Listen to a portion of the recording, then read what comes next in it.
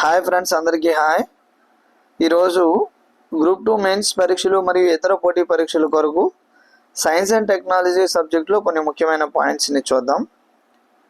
అందులో ముందుగా చూసినట్లయితే చూడండి, ఫస్ట్ హెడ్డింగ్ అంతరిక్ష యానంలోనికి ఈగలు ఏంటి అనేది ఒకసారి చూద్దాం. త్వరలో నిర్వహించనున్న గగన్యాన్ ప్రయోగానికి సంబంధించి ఇస్రో కీలక నిర్ణయం తీసుకోవడం జరిగినది. 2025లో చేపట్టనున్న ఈ ప్రాజెక్ట్ ద్వారా చూడండి, ఆల్రెడీ ఈ ప్రాజెక్ట్ ద్వారా 4 అంతరిక్ష యానంలోనికి వెళ్తారని నిర్ణయించడం జరిగినది. వీరితో పాటుగా ఈగలను కూడా 20 ఈగలను కూడా అంతరిక్షంలోకి పంపించాలని ఇస్రో నిర్ణయించడం జరిగినది.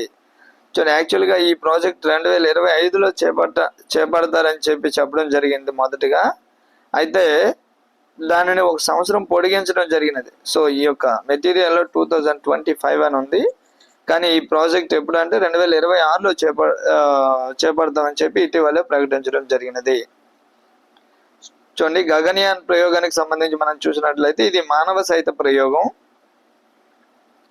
ఇందులో 4 వ్యోమగాములు, మనకు డైరెక్ట్గా ఆ వ్యోమగాముల పేర్లు కూడా అడగటం జరుగుతుంది, గమనించండి. గగన్యాన్ వ్యోమగాముల పేర్లు దీనిని డైరెక్ట్గా గౌరవ ప్రధానమంత్రి గారు ప్రకటించడం జరిగినది. సో గగన్యాన్ వ్యోమగాముల పేర్లు చూసినట్లయితే బాలకృష్ణన్ నాయర్, అంగడ్ ప్రతాప్, అజిత్ కృష్ణన్, శుభాంశు శుక్లా. ఆల్రెడీ ప్రిలిమ్స్ లో ప్రశ్న వచ్చింది.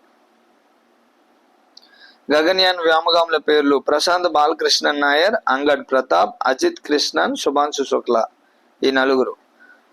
ఈ ప్రాజెక్ట్ ఎప్పుడు చేపడతారంటే 2026, ఇంపార్టెంట్. నెక్స్ట్, వీరితో పాటుగా ఈగలను కూడా పంపించాలని నిర్ణయించడం జరిగినది. చూడండి, అవి ఏ రకానికి చెందినవి అంటే డ్రాసోఫిలియా మెలనోగాస్కర్ ఫ్రూట్ ఫ్లై జాతికి చెందిన 10 ఆడ 10 మగ ఈగలను గగన్యాన్లో మిషన్లో భాగంగా ప్రయాణం కానున్నాయి. ఇవి అంతరిక్షంలోనికి వెళ్ళినప్పుడు వ్యోమగాముల ఆరోగ్యంలో వచ్చే మార్పులను మరింత సునిశ్చితంగా పరిశీలించేందుకు ఇస్రో ఈ ఆలోచన చేయడం జరిగినది. ఇది మనకు అంతరిక్షయానంలోనికి ఈగలు అనే టాపిక్ మనం చూసినట్లయితే ఇది గగన్యాన్ వ్యోమగాముల పేర్లు అంటే ప్రశాంత్ బాలకృష్ణన్ నాయర్, అంగడ్ ప్రతాప్, అజిత్ కృష్ణన్, శుభాంశు శుక్లా. చాలా ఇంపార్టెంట్. నెక్స్ట్ చూడండి, తర్వాత టాపిక్ చూద్దాం. ISS కు శుభాంశు శుక్లా. చూడండి, ఈ ISS అనగా ఇస్రో మరియు నాసా సంయుక్తంగా చేపట్టనున్న అంతరిక్ష యాత్ర కొరకు. చూడండి, ఇస్రో మరియు నాసా సంయుక్తంగా చేపట్టనున్న అంతరిక్ష యాత్ర కొరకు ఇండియన్ ఎయిర్ ఫోర్స్ కు చెందిన గ్రూప్ కెప్టెన్ శుభాంశు శుక్లాను ఈ యొక్క మిషన్ ప్రధాన పైలట్ గా ఎంపిక చేయడం జరిగినది. ఇస్రో మరియు నాసా సంయుక్తంగా చేపట్టనున్న అంతరిక్ష యాత్ర కొరకు ఇండియన్ ఎయిర్ ఫోర్స్ కు చెందిన గ్రూప్ కెప్టెన్ శుభాంశు శుక్లాను ఈ మిషన్ ప్రధాన పైలట్ గా ఎంపిక చేయడం జరిగినది. ఈ మిషన్ యొక్క ఉద్దేశం ఏమిటి అంటే భూమి చుట్టూ తిరిగే ల్యాబొరేటరీగా ప్రసిద్ధి చెందిన అంతర్జాతీయ స్పేస్ స్టేషన్, అదే ISS అంటే అంతర్జాతీయ స్పేస్ స్టేషన్. భూమి చుట్టూ తిరిగే ల్యాబొరేటరీగా ప్రసిద్ధి చెందిన అంతర్జాతీయ స్పేస్ స్టేషన్ జియాక్జిమ్ అనే ప్రైవేట్ సంస్థ చేపడుతున్న 4వ వాణిజ్య మిషన్లో మరో 3 వ్యోమగాములతో కలిసి శుభాంశు శుక్లా త్వరలో ప్రయాణించనున్నారు.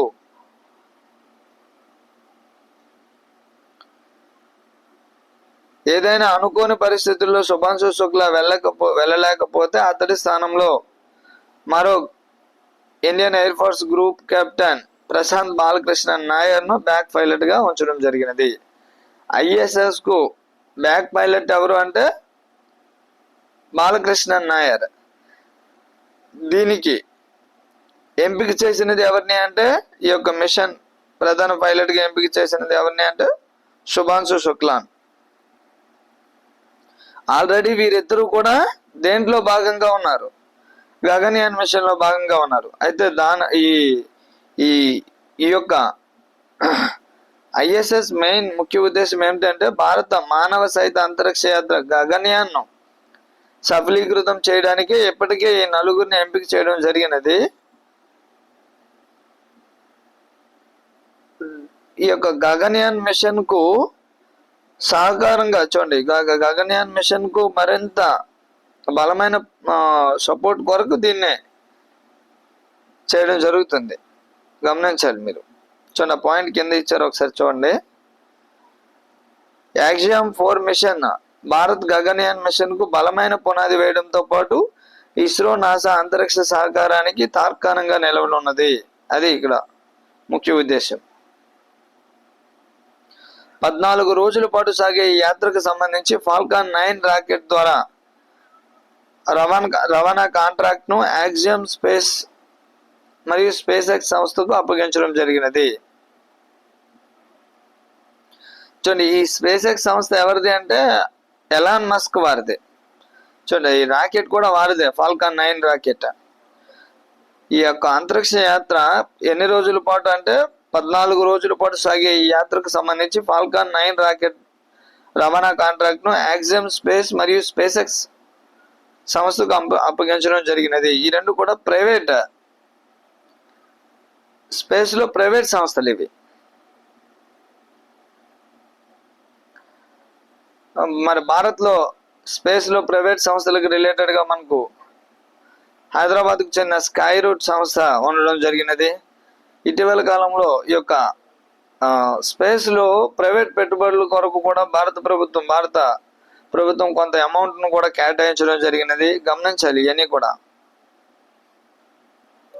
వాటికి రిలేటెడ్ గా కూడా ప్రశ్నలు వచ్చే అవకాశం ఉంటుంది. నెక్స్ట్, గగన్యాన్కు సహకరించనున్న ఆస్ట్రేలియా చూద్దాం. అంతరిక్ష కార్యకలాపాల్లో భారత్ ఆస్ట్రేలియా మధ్య పరస్పర సహకారం మరింత బలపడనుంది. ఇందుకొరకు భారత అంతరిక్ష పరిశోధన సంస్థ ఇస్రో మరియు ఆస్ట్రేలియా అంతరిక్ష పరిశోధన సంస్థ ఐఎస్ఏ తాజాగా ఒక ఒప్పందం కూడా కుదుర్చుకున్నాయి. భారత్ తొలిసారిగా చేపట్టనున్న మానవ సహిత అంతరిక్ష యాత్ర గగన్యాన్కు ఆస్ట్రేలియా సహకరించేందుకు ఇది వీలు కల్పిస్తుంది. గగన్యాన్కు సంబంధించి క్రూ మాడ్యూల్ రికవరీ మిషన్లలో ఏఎస్ఏ చేయూత అందించేందుకు దోహదపడుతుంది. ఏఎస్ఏ అంటే ఇది ఆస్ట్రేలియా అంతరిక్ష సంస్థ. ఇది భారత్కు ఇస్రో ఎలాగో ఆస్ట్రేలియాకు ఈ ఏఎస్ఏ. చూడండి, గగన్యాన్కు సంబంధించి క్రూ మాడ్యూల్ రికవరీ మిషన్ లో ఈ ఏఎస్ఏ అనేది ఏఎస్ఏ సంస్థ ఆస్ట్రేలియా అంతరిక్ష సంస్థ సహకారం అందించేందుకు తోడ్పడుతుంది. ఏ మిషన్ అంటే crew module recovery mission. Crew module recovery mission చాలా ఇంపార్టెంట్, గమనించండి. ఆస్ట్రేలియా అంతరిక్ష సంస్థ దోహదపడుతుంది అని చెప్పి చెప్పడం జరిగింది. అదే ఒప్పందం చేసుకోవడం జరిగినది. నెక్స్ట్ తర్వాత చంద్రయాన్ 4 కు గ్రీన్ సిగ్నల్. చూడండి, ఆల్రెడీ చంద్రయాన్ 3 మనం పూర్తి చేయడం జరిగినది. చంద్రయాన్ 3 ఉద్దేశం ఏమిటి? చూడండి, చంద్రయాన్ 3 ప్రత్యేకత ఏంటంటే, భారత్ ప్రత్యేకత ఏంటి, సక్సెస్ ఏంటి అంటే చంద్రుని దక్షిణ ధ్రువంలో చూడండి, ఆల్రెడీ చాలా దేశాలు చంద్రయాన్ యాత్ర చేపట్టడం జరిగినది. అయితే ఇందులో భారత్ ప్రత్యేకత ఏమిటి అంటే చంద్రుని దక్షిణ ధ్రువంలో అడుగుపెట్టిన మొదటి దేశం ఏదంటే భారత్. ఆ దక్షిణ ధ్రువంలో అడుగుపెట్టిన ప్లేస్ ను గౌరవ ప్రధానమంత్రి గారు ఆ ప్లేస్ కు ఒక పేరు కూడా పెట్టడం జరిగింది. ఆ పేరు ఏంటంటే శివశక్తి. వాటికి రిలేటెడ్ గా కూడా ప్రశ్న రావచ్చు, గమనించాలి. నెక్స్ట్, చంద్రయాన్ 4 కు గ్రీన్ సిగ్నల్. చంద్రుడి పైకి భారత వ్యోమగాములు పంపించేందుకు అవసరమైన సాంకేతిక అభివృద్ధి ప్రదర్శన కొరకు చేపట్టనున్న చంద్రయాన్ 4 మిషన్ కేంద్ర మంత్రివర్గం ఆమోదం తెలపడం జరిగినది. ఇందుకొరకు 2104.06 కోట్లు కేటాయించడం జరిగినది.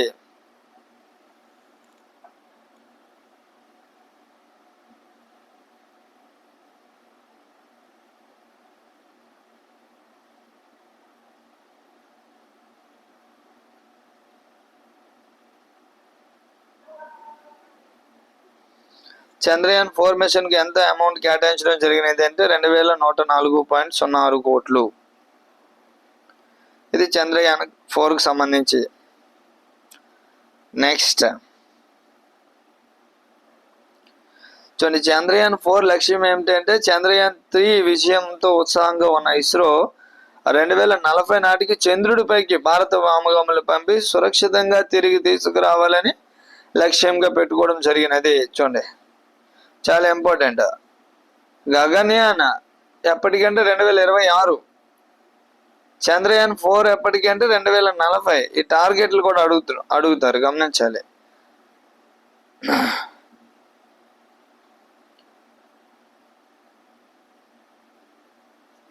నెక్స్ట్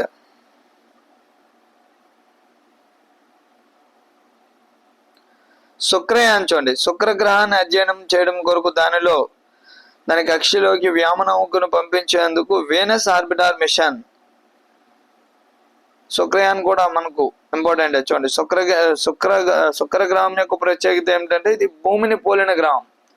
భూమిని పోలిన గ్రహం అయినప్పటికీ అక్కడ అత్యంత భిన్నమైన పరిస్థితులు ఉన్నాయి. ఎందుకు కారణం చేత అని చెప్పి అధ్యయనం చేయడానికి కొరకు ఉద్దేశించబడిందే ఈ యొక్క శుక్రయాన్ గ్రహాన్ని అధ్యయనం చేయడం కొరకు దాని కక్షలోకి వ్యోమనౌకను పంపించేందుకు చేపట్టనున్న వీనస్ ఆర్బిటార్ మిషన్ శుక్రయాన్ 1. దీని కొరకు ఎంత అమౌంట్ ని కేటాయించడం జరిగినది అంటే 1236 కోట్లు. నెక్స్ట్ రీయూజబుల్ చూడండి, పాక్షిక పునర్వినియోగానికి అవకాశం ఉండే నెక్స్ట్ జనరేషన్ లాంచ్ వెహికల్.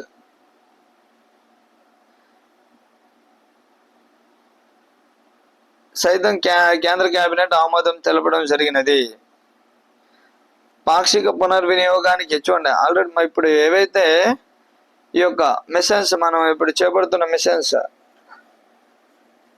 ఇవన్నీ కూడా ఒకసారి ఉపయోగించిన తర్వాత ఆ యొక్క రాకెట్కి సంబంధించిన పార్ట్స్ ఏవైతే ఉన్నాయో అవన్నీ వేస్ట్ అయిపోతున్నాయి, రీయూజబుల్ అవ్వట్లేదు.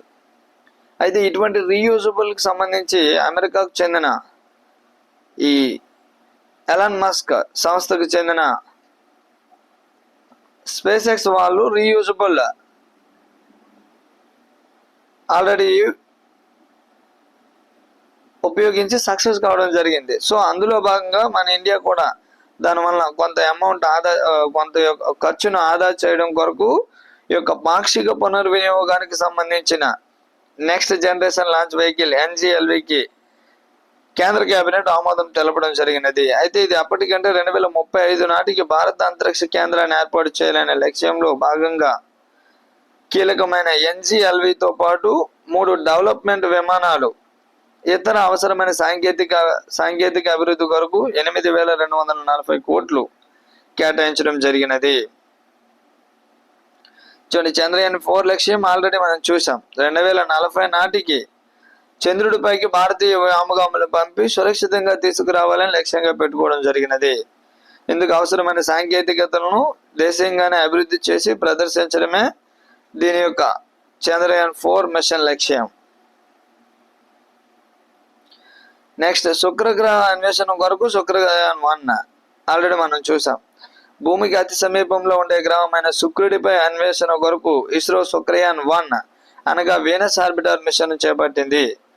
శుక్రగ్రహం సైతం భూమిలాగే ఏర్పడిందని భావిస్తున్న శాస్త్రవేత్తలకు ఈ గ్రహంపై భూమికి భిన్నంగా 450 డిగ్రీల సెల్సియస్కు పైగా ఉష్ణోగ్రతలు ఎలా నమోదవుతున్నాయనేది అంతు చెక్కడం లేదు. సో ఈ నేపథ్యంలో వ్యోమనౌక శుక్రగ్రహం కక్షలోకి పంపించి ఈ యొక్క గ్రహం ఉపరితలంపై క్లిష్టమైన వాతావరణ పరిస్థితులను అధ్యయనం చేయడం కొరకు ఉద్దేశించబడినదే శుక్రయాన్ 1. ఎప్పటికంటే 2028 మార్చ్. చూడండి, చంద్రయాన్ 4 వచ్చేసరికి 2040, గగన్యాన్ 2026, యాక్చువల్గా అయితే 2025 అన్నారు, దాన్ని పొడిగించడం జరిగినది. సో శుక్రయాన్ 28 అడుగుతుంటారు. శుక్రయాన్ 28, గగన్యాన్ 26, చంద్రయాన్ 4 2040.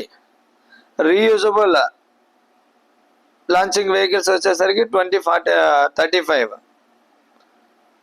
ఇంపార్టెంట్. చూడండి, ఈ యొక్క పాక్షిక పునర్వినియోగానికి సంబంధించి ఎంత అమౌంట్ కేటాయించడం జరిగినది అంటే 8,240 కోట్లు. 8,240 కోట్లు. అదేవిధంగా చంద్రయాన్ 4 మిషన్ కొరకు 2,104 కోట్లు. అదేవిధంగా శుక్రయానికి సంబంధించి ఎంత అమౌంట్ కేటాయించడం జరిగినది అంటే 1,236 కోట్లు. Thank you friends, thank you to all. మరో వీడియోలో మరలా కలుద్దాం. మన యొక్క ఛానల్ను మొదటిసారిగా చూస్తున్న వారు ఎవరైనా ఉంటే తప్పనిసరిగా ఛానల్ని సబ్స్క్రైబ్ చేయండి. అదేవిధంగా వీడియో లైక్ చేయండి, షేర్ చేయండి. ఏదైనా డౌట్ ఉంటే కామెంట్ సెక్షన్లో కామెంట్ చేయండి. Thank you to all.